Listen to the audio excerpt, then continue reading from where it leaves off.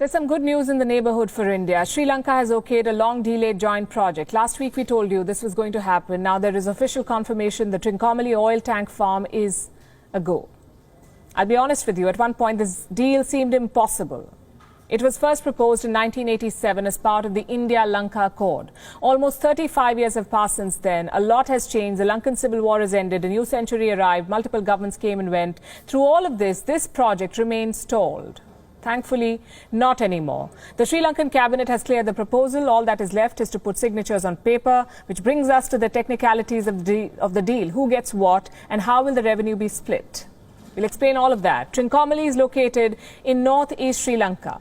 It is very close to the international shipping route. The oil farm here was built by the British during the Second World War. Its capacity, 99 tanks, which is around 1 million tons. These tanks will be split by India and Sri Lanka. The Indian Oil Corporation will get 14 tanks on a 50-year lease. Sri Lanka will retain 24.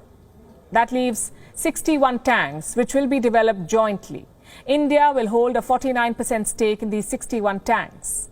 It's a big win for New Delhi. For starters, not many deals survived 35 stalled years. This one did. Plus, there's a lot of money to be made. Trincomalee is located near international shipping routes, like I told you. It is among the largest natural harbors in the world. So these tanks are basically money minters. But this deal is not about money or symbolism. It's about strategy. It's about beating China in Sri Lanka. In the last decade, Beijing had the upper hand. They made up 23% of investment versus India's 10%. They now control 10% of Sri Lanka's external debt. Plus, they have a 99-year lease on the Hambantota port. Simply put, China was colonizing Sri Lanka and Sri Lankan leaders were helping. The Rajapaksas signed lucrative deals with Chinese companies. They secured loans worth billions of dollars. The result was this, a debt trap. Sri Lanka simply could not repay the loans. Their treasury is practically empty. Foreign reserves have plunged to around $1.6 billion. No forex equals no repayment. So what can Sri Lanka do? Right now they have to borrow money. But finding the right lender is the issue. China is not an option. International agencies are circumspect. So Colombo is banking on an old and trusted friend, India. Sri Lanka is negotiating 2 credit lines with India, one worth $500 million for buying fuel and another worth $1 billion. And the timing is important here. Sri Lanka has a big bond repayment coming up on the 18th of this month, almost $500 million.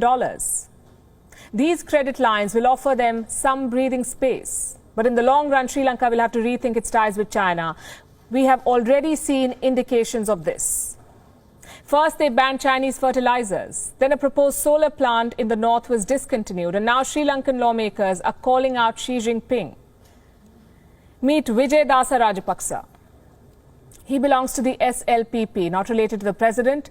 This is the ruling coalition in Sri Lanka. Mr. Rajapaksa has written a letter to Xi Jinping. It's a 45-point letter. But we'll tell you the important bits. Point number 6 is important. It is manifestly visible to us that your relationship with us is no more genuine and candid. Instead, you use our relations to achieve your ambition of becoming a world power.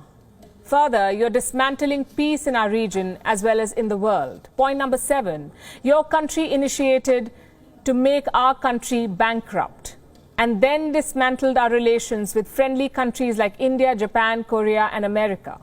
Now, this is just a sample. The letter has 45 grievances, all of them justified, we say. From China selling vaccines at an inflated price to laying debt traps for Hambantota port, all of it is justified. Earlier today, we spoke to Vijay Dasa Rajapaksa. He says he even warned the government against taking Chinese loans. But he was ignored. Why? Because people higher up benefited, he says. Listen to this. From the beginning, I was warning that government and both government that the China is going to trap us in a debt. We are going to get, into the debt trap of China. But the government continuously maintained their, transactions of this nature. I think that they have been personally benefited. If not for that, there is no reason. If it is for the benefit of the country, there is no reason for them to enter into this kind of contracts. The fact is, Sri Lankans are waking up to the Chinese reality. Tall promises, big loans, but no sincerity. Going forward, Colombo will have to diversify its partners. Look for money and support elsewhere because banking on China means inviting a debt trap. WION is now available in your country. Download the app now and get all the news on the move.